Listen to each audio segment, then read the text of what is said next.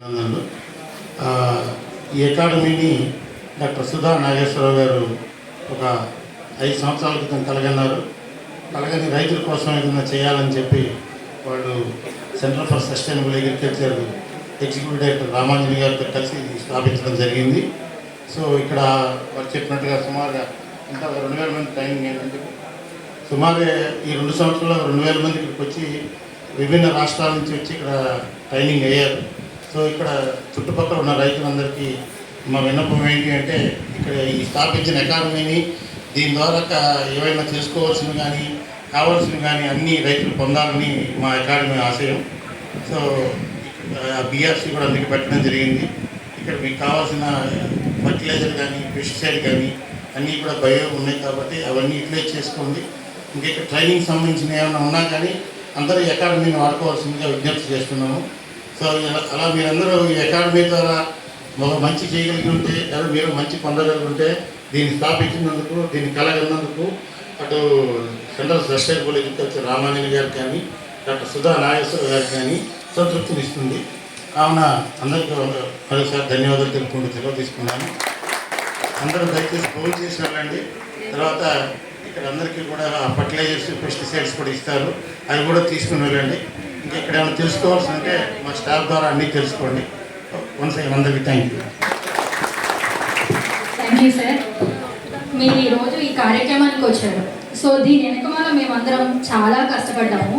అయితే ఆ కష్టానికి మాకు ముందుగా అందరూ టీంకి ఒక గురువుగా నుంచున్న మా academy director doctor B Lavakusa గారిని ప్రసంగించమని వేదికపై ఆహ్వానిస్తున్నాను.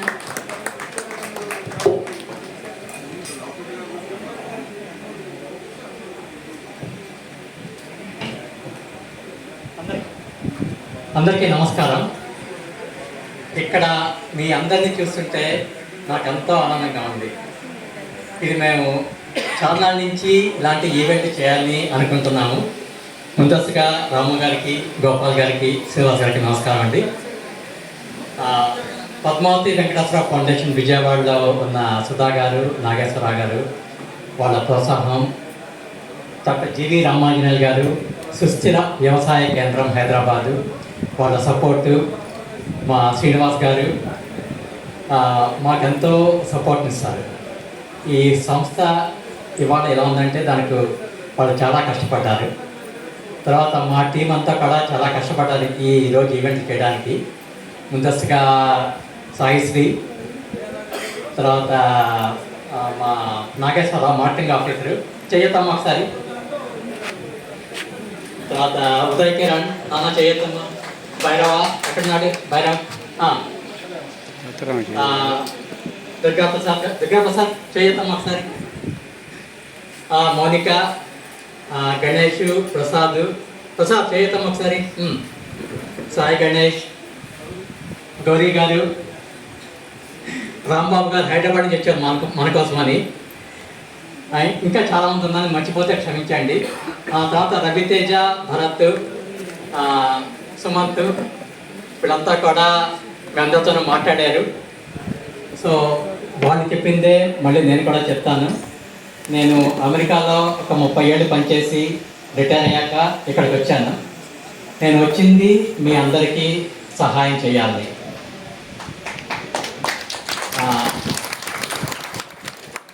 సో నేను ఒక్కడిని చేయలేను కాబట్టి ఈ సంస్థ ద్వారా నేను మీకు చేస్తున్నాను.